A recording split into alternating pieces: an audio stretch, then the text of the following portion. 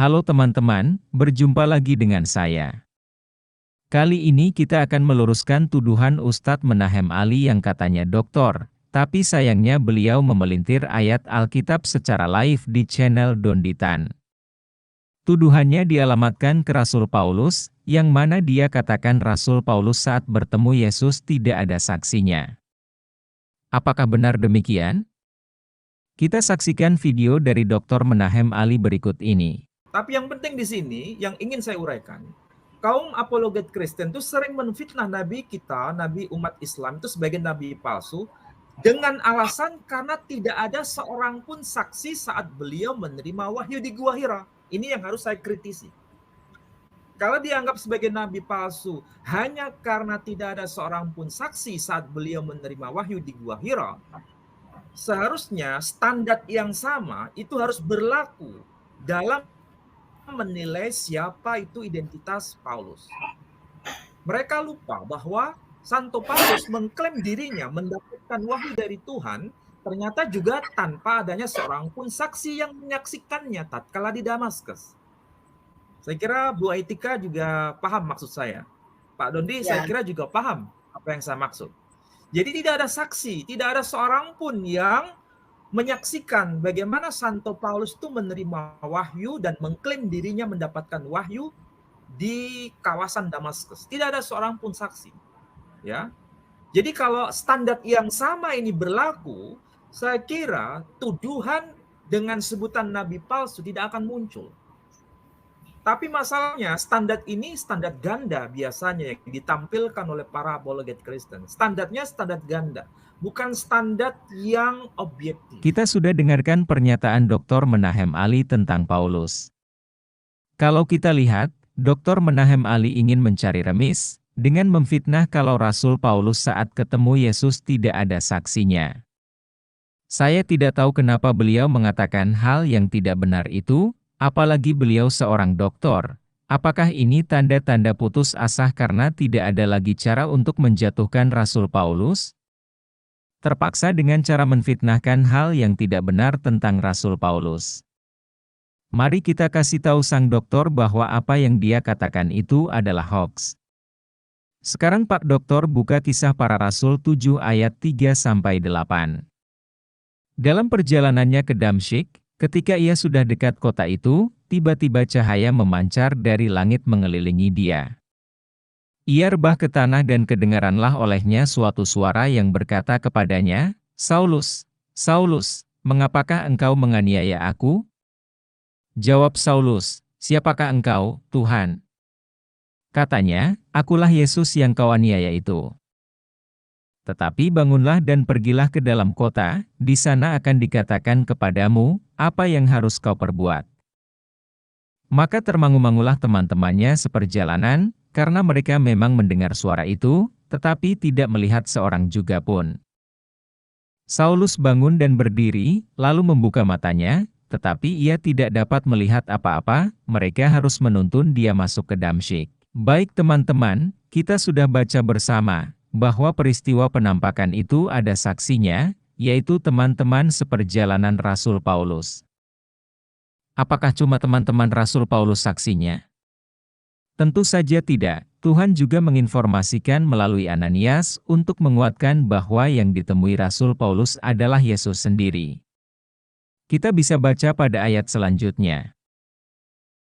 Kisah Para Rasul 9 ayat 10-16. Di Damsyik ada seorang murid Tuhan bernama Ananias. Firman Tuhan kepadanya dalam suatu penglihatan, "Ananias." Jawabnya, "Ini aku, Tuhan." Firman Tuhan, "Mari, pergilah ke jalan yang bernama Jalan Lurus, dan carilah di rumah Yudas seorang dari Tarsus yang bernama Saulus.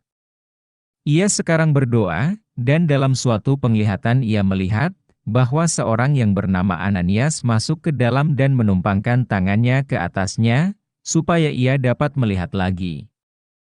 Jawab Ananias, "Tuhan, dari banyak orang telah kudengar tentang orang itu, betapa banyaknya kejahatan yang dilakukannya terhadap orang-orang kudus-Mu di Yerusalem.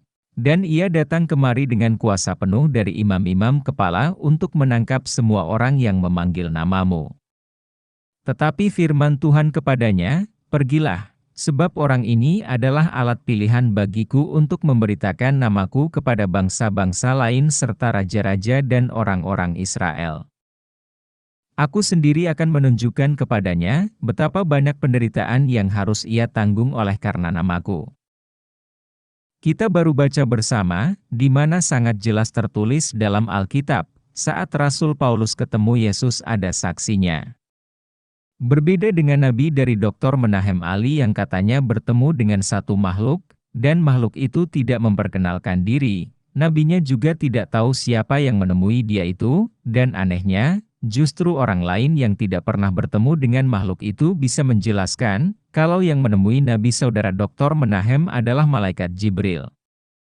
Berbeda sekali saat penampakan Yesus kepada Rasul Paulus, Yesus memperkenalkan dirinya kepada Paulus, dan juga menampakkan kepada Ananias untuk konfirmasi pertemuan dengan Paulus sebelumnya. Apakah Waraka pernah ketemu Jibril? Apakah ada konfirmasi Allah atau Jibril kepada Waraka, bahwa yang ditemui Nabi itu adalah Jibril? Tidak ada sama sekali.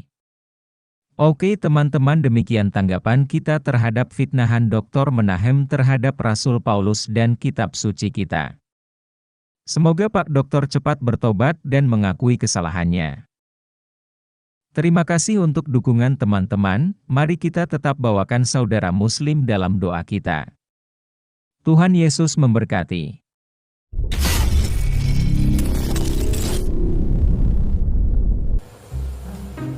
Jangan pernah bilang bahwa di Al-Quran menyatakan Yahudi dan Nasara itu adalah agama Yahudi dan agama Nasara. Tidak. Jangan pernah bilang begitu. Engkau sedang merendahkan Al-Quran Nur Karim.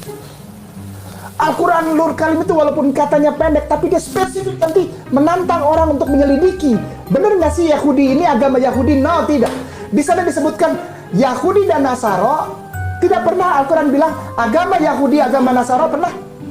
Cari dalam Al-Quran, tidak ada. Serius, tidak ada.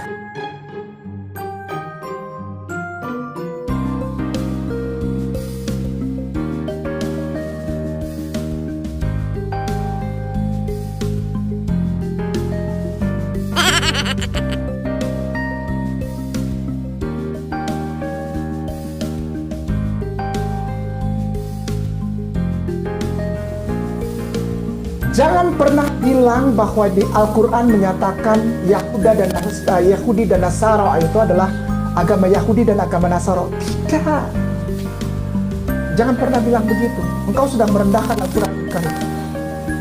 Al-Quran Nur Karim itu walaupun katanya pendek, tapi dia spesifik nanti menantang orang untuk menyelidiki. Benar nggak sih Yahudi ini agama Yahudi? No, tidak. Di sana disebutkan Yahudi dan Nasara. Tidak pernah Al-Quran bilang agama Yahudi, agama Nasara pernah. Cari dalam Al-Quran, tidak ada. Serius, tidak ada.